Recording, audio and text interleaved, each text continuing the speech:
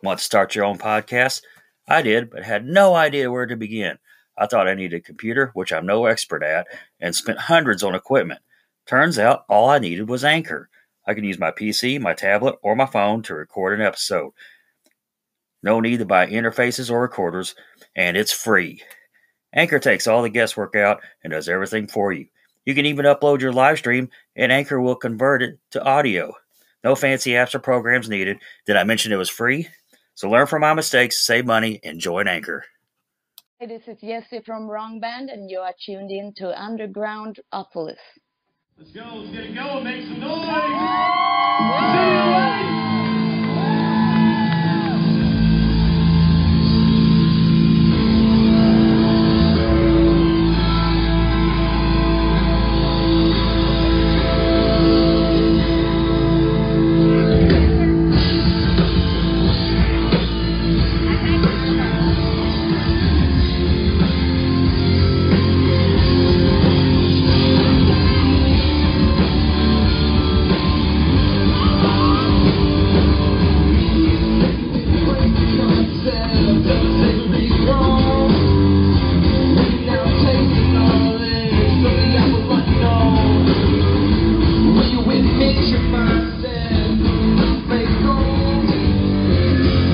See you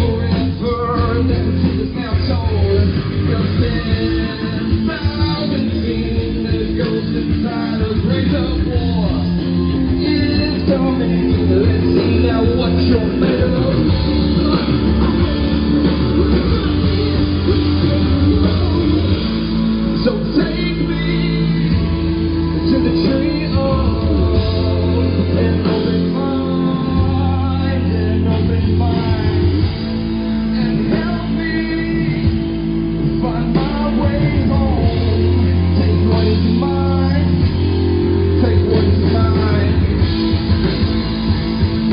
Welcome to Underground Opolis, everybody, the show where I go to the ends of the earth to find the music, the great music you've never heard of. We are the show that gets excited about the bottom three lines on the flyer, on the concert flyer. We are continuing our coverage of the LRSFEST in Louisville, Kentucky, back on October 2nd. We've gotten just about every band, and just about every band's going to be on it if you haven't heard so far. Like every band but one, I think, so far. Tell us who you are, where you're from, and what band you're in. My name's Nick Tirlea. I play bass in City of Wake. We're located out of Georgetown, Kentucky. Oh, I didn't know that. I thought you was right here in Louisville.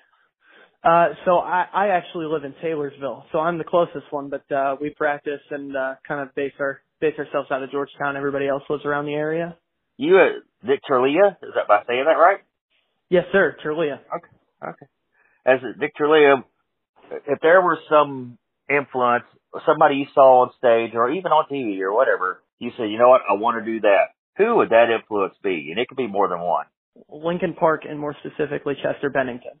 Yeah. I want to say I was probably, I was really young when I heard Hybrid Theory for the first time. And, I heard that voice and the passion and everything. And I was already really into music, but I heard that and I said, yep, that's what I want to do. So I before I started playing bass, I actually started singing in bands. And it was definitely Chester Bennington, 100%. That's the first time I've had somebody say that, Chester Bennington. Yeah. Well, I don't know why. It's like he was so great. How would you describe City of Wake's music? City of Wake's music. City of Wake's music. It's hard to really put a description on it, and maybe that's because I'm not, up to date with a lot of like the happenings in rock and like the subgenres and everything. But I think I would just call us rock and roll because we might sound like a certain thing, or we may sound like something similar to somebody, but for us in the band, man, we're just doing what we want, and that's rock and roll. We just do what we want, and we're loud, and we're just rock and roll, man. Haven't I seen you at a couple of Louisville local guy shows in the past? Yeah. I thought so. Or maybe played LRSFEST, and then I think it was before I was in the band. They played a couple in Louisville. Recently we played one of the pool halls up there. And then Billiards. Yeah. You played a yeah. billiards, yeah. Mm-hmm. So I probably seen you at billiards, yeah. But I knew I'd seen y'all before when I saw you at LRSFEST. I was like, I've seen these guys before. Recently we've been at 21st in Germantown too, or 21st Amendment. We've been there twice in the past little bit. Right on. I was just there Saturday night watching the Alice Cooper tribute, man. Oh, hell yeah. Do you have a particular creative process as a band? Is throw something against the wall and see if it sticks a process? Because if that is, then we do. No, we kind of, I'd say probably about 75% of our stuff, maybe a little bit more than that, starts with Justin or Sean or two guitar players. Justin being the guitar singer. One of them will come up with an idea, and let's say 75 to maybe 80, 90% of our stuff starts with one of them two coming up with an idea, and from that, it kind of,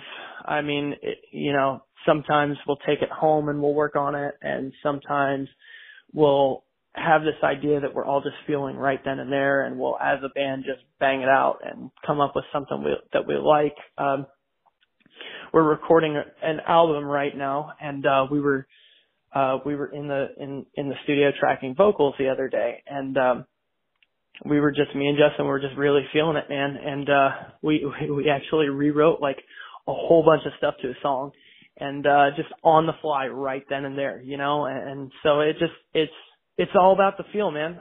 Sometimes it's a quick process, and other times it takes weeks or months to get a song ready or get something to where we want it to be. Well, where all have you played? I'd say so. LRS, that was a pretty good one. We've played Manchester Music Hall a few times.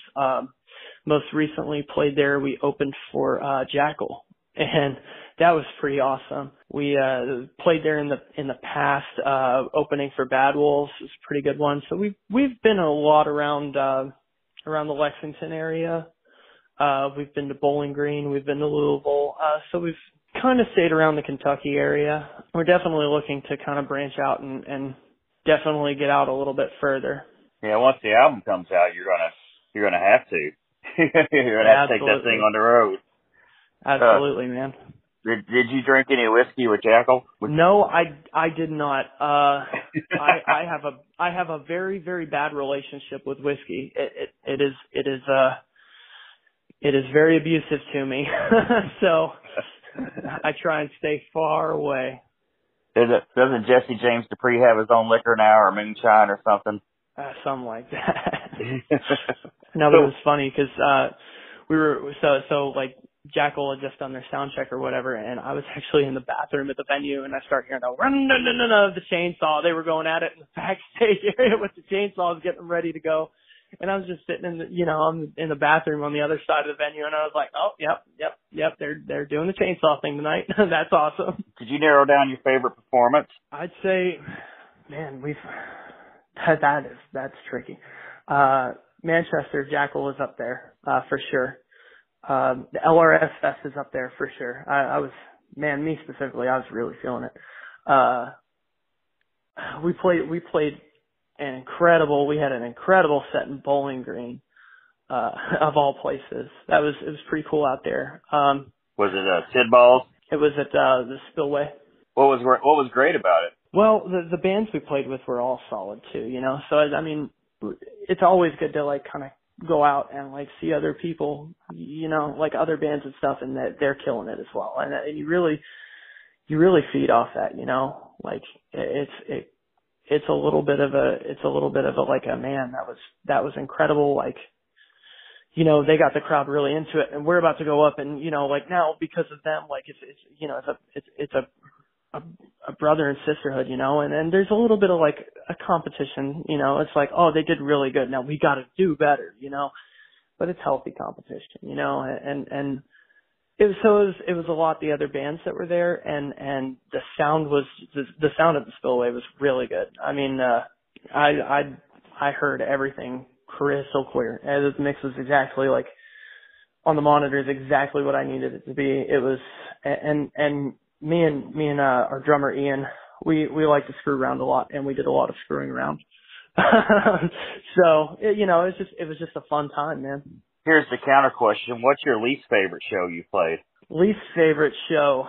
One of my favorite questions. Oh shit. That's really tough, man. Oh man. I know there is one. I'm gonna have to go with. Oh man, I think our second show at 21st Amendment was my least favorite because for me, I mean, there was nothing wrong with the venue. We played there before and had a great time. Good bands and everything, but for me, I was not on it. And I gotta say, like, if I've ever just flat out sucked, it was that night, man. And it was really just hard on me, and I was really hard on myself for it because I need to be better than that kind of thing, and the band's got my back. They didn't beat me up too much, but I definitely beat myself up over it. Probably nobody noticed. You're absolutely right. There's a million things that I can pick out because it's our song and it's my part, and there's a million things that I can pick out that I might miss, here or there, but the people out there don't know the stuff the way I know it. So for the most part, you're probably right. They didn't notice any of it or at least most of it. And I'm freaking out over nothing, man. Well, since it is my show, we get to talk about my favorite song, which is Empty Spaces. We got a story behind Empty Spaces. To be honest, if there is a story, I'm not 100% familiar with it. That song was written before I was in the band. But, of course I picked that. I will say, man, that is probably one of my top 3 favorites to play live. There's just so much, so as far as the story, a background, that's beyond me, but it speaks a lot to me because, my mind is filled with empty spaces. Like that line specifically, it resonates a lot with me because that's kind of how I can be at times. I can feel very empty and feel like it was my fault, whatever's going on. I'm very critical of myself. And so, my mind is filled with empty spaces. The beds I've made with all the friends I found in the wrong places. Like that's me, man. I'm very critical of myself. And whenever I make a mistake, like it really hits me. So, and I'm trying to be better about it. Everybody makes mistakes, but, so I do resonate with that song though. And, it's definitely one of my favorites to play live. It's got that cool little bass intro in it, and like I can get into it. And if there's something for me to climb on the stage or something for me to stand on or jump around on, like I'm totally going to do it. So it's a fun song for sure.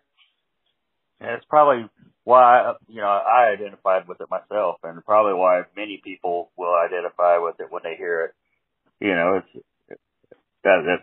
I try to make sure to pick out a favorite song with every guest, and that was the one that hit me. So. Well, that's a very good song to be your favorite, man, because it is. I mean, for as a bass player, man, it's really fun to play, man. It's just got so much energy and so much, like it's got passion, man. You can definitely feel it, like, and it can stick with you, man. But I mean, beside that, it's a lot of fun to play.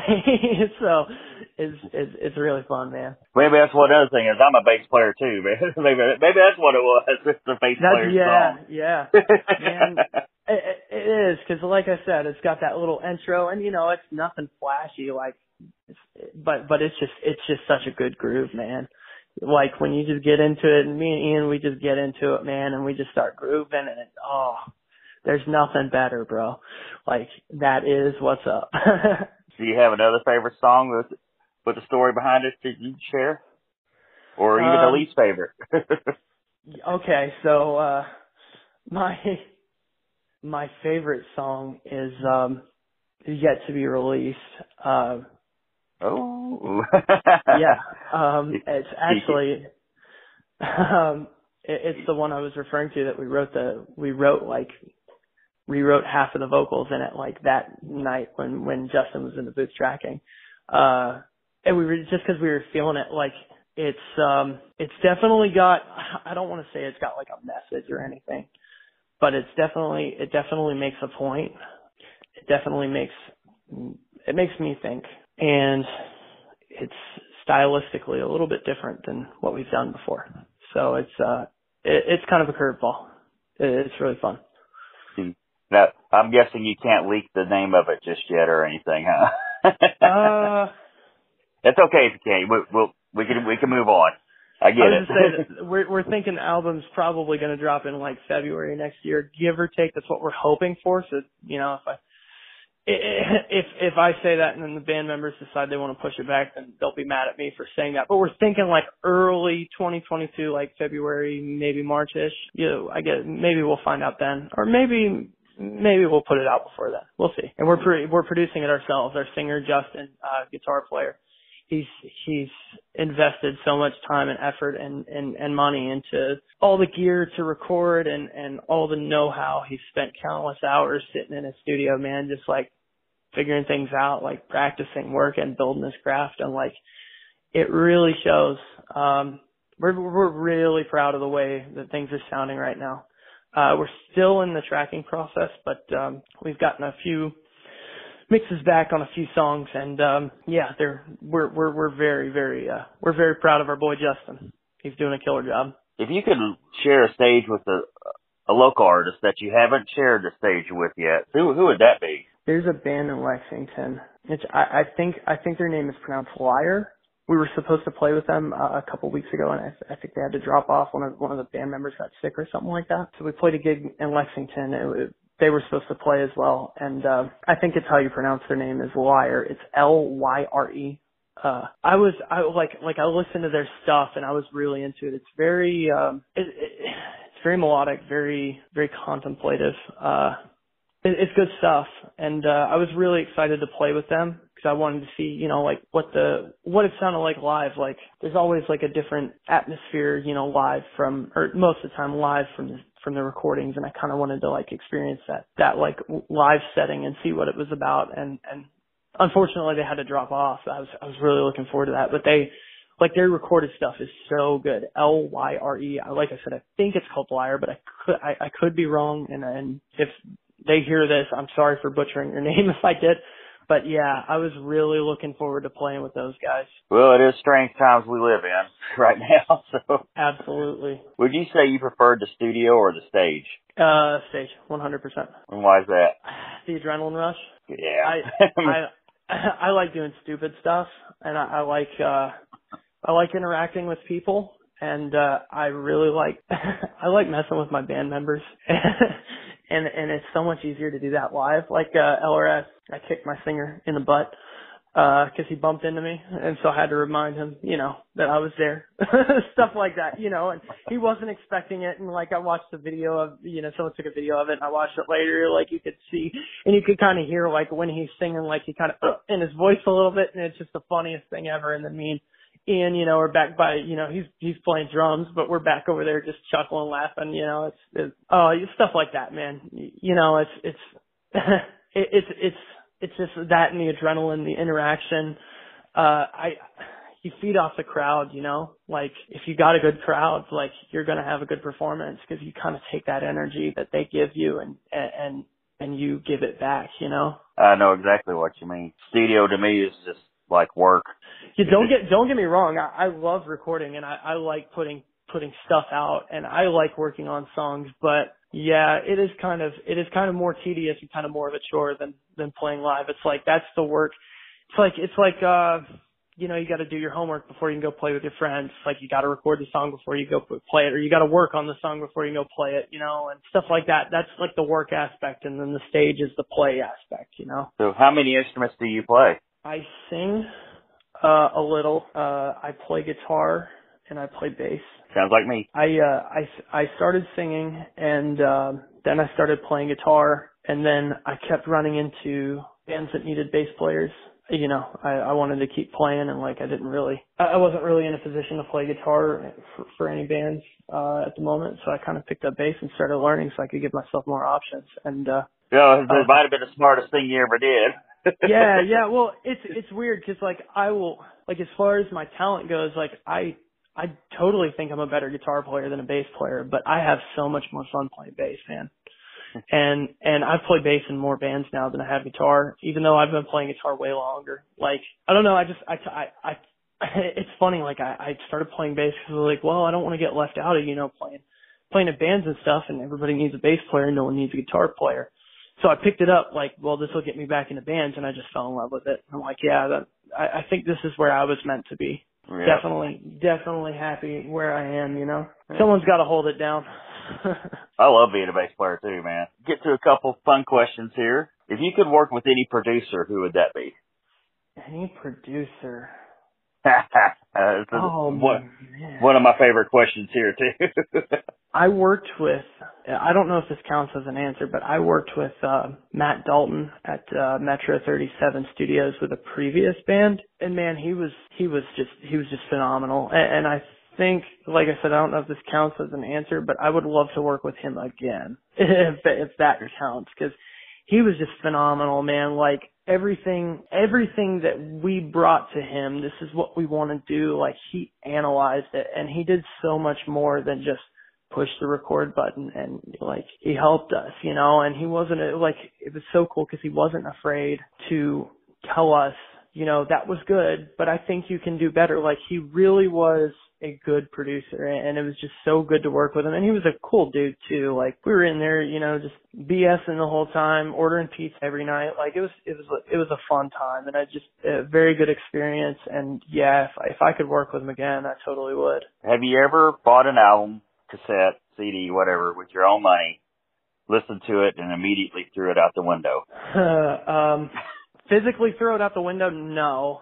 So there was this band, I don't know if you ever heard of them, called Sparks to Rescue. Yeah, they're really good at what they do. It's kind of like pop punk, almost like kind of alternative emo, whatever. I bought their CD. I saw them play live, and I really loved their live performance. Like they were really good. They were really tight. And I bought the CD, and it's not that they were bad at what they did, or like it just wasn't me. You know what I mean? So I think that's probably the closest I got to, like, I bought it, I played it, and then I took it out of the CD player and I kind of like just threw it on the shelf, and it was like, like they're good at what they do, but it's just not my thing, and I never listened to it after that.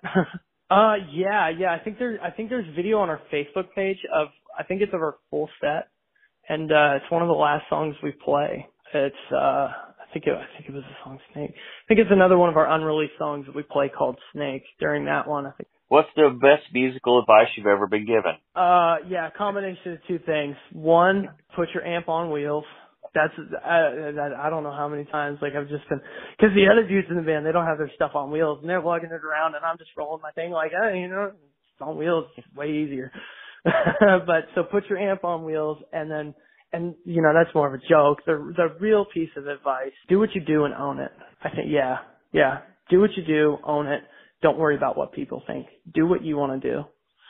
And, I think that stuck with me, cause that's kind of how I've always been. I've played in a bunch of different bands, different styles and stuff. And the other guys in the band, they all have too. And, we're kind of all in the same mindset that we don't care what we sound like. We don't care if we sound like we could be a top 40 band, or if we sound like, we belong in someone's basement. We're just doing what we want, and we're just making music that we think sounds good. And we're not out to impress anybody. If we gain fans and friends along the way, it's icing to the cake, icing on the cake. But at the end of the day, this band, we're just doing what we want, it's just rock and roll, man. You got anything you want to add in before we wrap this up? A Bandcamp or anything you want to make sure? We're on Facebook, we're on Instagram, we're on Spotify, Amazon Music, we're on YouTube. We put out a video recently for our song Black Thread. It's on YouTube. You can check that out. We're on all the music streaming services, iTunes and Google Play, and like I said, Spotify, all those. Our Facebook page has, videos of live performances and stuff. And then just to reiterate that we are in the studio right now working on a full-length album.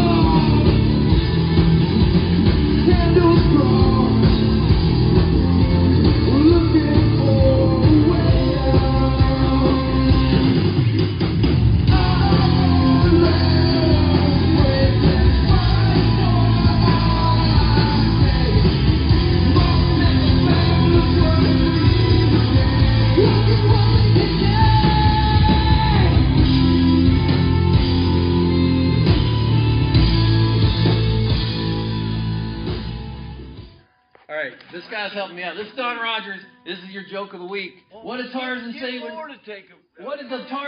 when he saw the elephants coming? What did he say? He said, "Here come the elephants." Ah!